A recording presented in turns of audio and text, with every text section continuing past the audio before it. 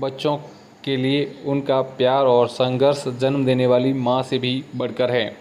बाड़मेर में एक ऐसी ही साध्वी है जो 60 निराश्रित बालिकाओं की मां बनकर उनका लालन पालन कर रही है। सबसे खास बात यह है कि इन बेटियों पर प्यार लुटाने के लिए 19 वर्ष की आयु में ही साध्वी बन गई। सोचिए कि 18 से 19 वर्ष जो एक माँ के आंचल को पकड़ के रहती है, उस समय मैंने 9 बच्चों की परवरिश शुरू कर दी थी।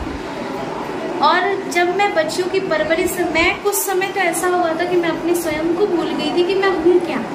मैं स्वयं से नहलाती थी, धुलाती थी, खिलाती थी, खुद से अपने हाथों से भोजन, अभी पिछले वर्ष तक मैं अपने हाथों से भोजन बना के उनको कराती रही हूँ। इस वर्ष थोड़ा बाहर के सामाजिक कार्यक्रमों में थोड़ा आना जाना ज़्यादा हो गया। भागवत कथाएं निरंतर, भगवती गंगा निरंतर बहती रहती है, तो पूरे भारतवर्ष में आना जाना लगा रहता है और उसी से ही बेटियों की परवरिश संभव है और हो रही है। तो विचार किया, यार मेरे पास 15 बच्चे हैं, अगर मैं अपने बारे में सोचती हूँ तो इन बच्चों का भविष्य क्या होगा।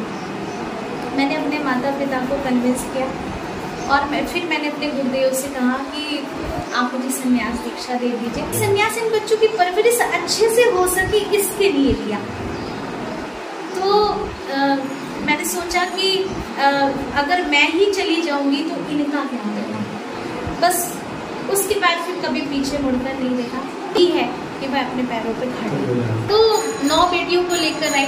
आज वह 9 बेटियाँ आज अपनी एजुकेशन पूरी कर रही हैं। 9 से 15 हुई, 15 से 20, 20 से 25 और आज जो वर्तमान में जो संख्या है वात्सल सेवा केंद्र में अध्ययनरत बेटियों की संख्या वह 60 वर्ष की है। ये सिर्फ भौतिक ही शिक्षा नहीं ले रही है, इनके संस्कारों को मजबूत करने के लिए आध्यात्मिक शिक्षा भी यहाँ पर इनको दी जाती है। जैसे कि समय संदर्भ पर श्रीमद् भगवद गीता है, वेदों का ज्ञान है, पुराणों का ज्ञान है, उपनिषदों के मंत्र है। उपनिषद में जो ज्ञान भरा पड़ा है उस ज्ञान को भी इन बेटियों को दिया जाता है, जिससे कि संस्कार मजबूत है। कुछ बेटियां ऐसी हैं जो फर्स्ट से लेकर 12th तक हैं, पढ़ रही हैं, शिक्षा ले रही हैं, कुछ नीट की तैयारी कर रही हैं और आगे कुछ सिविल सर्विसेज की तैयारी करने वाली हैं और कर रही हैं। सभी मातृशक्ति को, पूरे भारतवर्ष की ममतामयी, करुणामयी, वात्सल्यमयी माँ को, मातृशक्ति को मदर्स डे पर संपूर्ण देश की मातृशक्ति को मेरी तरफ से, वात्सल्य परिवार की ओर से बहुत बहुत बधाई, शुभकामनाएं। जय श्री राम। और मैं भी छोटी सबसे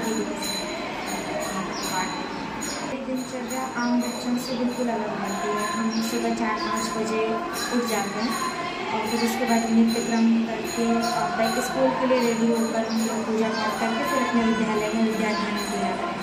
उसके बाद जब हम विद्यालय से वापस आते हैं तो हमारा होमवर्क का जो काम वगैरह होता है वो पूरा करके और हमारे साथ संध्या काल में गीता की और रामचरितमानस के दीदी जी की क्लासें लेते हैं। तो गीता जी के बारे में और रामायण के बारे में, हमारे ग्रंथों के बारे में हमें संस्कृति से जोड़ने का काम किया जाता है। उसके बाद शाम को हमारे पूजा पाठ होता है, रात में वही स्वाध्याय करते हैं, फिर हम 10 बजे के आसपास शयन करते हैं। दीदी के हमारे साथ अनेक रूप होते हैं। जैसे सुबह उठाएंगी तो एक माँ की तरह उनको प्यार से उठा के टिफिन बना के और स्कूल के लिए तैयार करती हैं, और एक गुरु की तरह हमारे ऊपर अनुशासन भी रखती हैं, पिता की तरह डांट भी लगाती हैं, मारती भी हैं, और एक दोस्त की तरह हमारे साथ खेलती भी हैं, उठते बैठते भी हैं। तो अलग अलग समय में अलग अलग दीदी की। मैंने अभी बायोस ली है 12th में, और अभी दीदी जी ने मुझे बायो के सेक्शन में डाला है, पर मेरा आगे UPSC करके और सिविल सर्विस में जाएंगे। जी सब लोग, हम लोग बहुत छोटे से साथ में रहें, सभी सैले सैले न माणिक्या मोक्या न गजे गजे साधवो न सर्वत्र चंदनन्ना बने बने।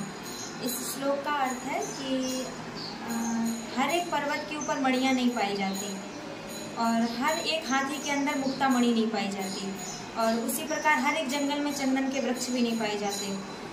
तो इसी प्रकार जो सज्जन पुरुष होते हैं, जो परोपकारी लोग होते हैं, जैसे हमारी दीदी हैं, संत हैं, दीदी जी के गुरुदेव हैं, ऐसे संत भारत में बहुत कम मिलते हैं जो अपना जीवन समाज को देकर और 60-70 अनाथ बच्चों की जो दीदी जीवन बना रहे हैं, ऐसे लोग हर जगह नहीं मिलते हैं। मैं 10th क्लास में पढ़ती हूँ। मैं बहुत छोटे से वात्सल्य ग्राम में हूँ।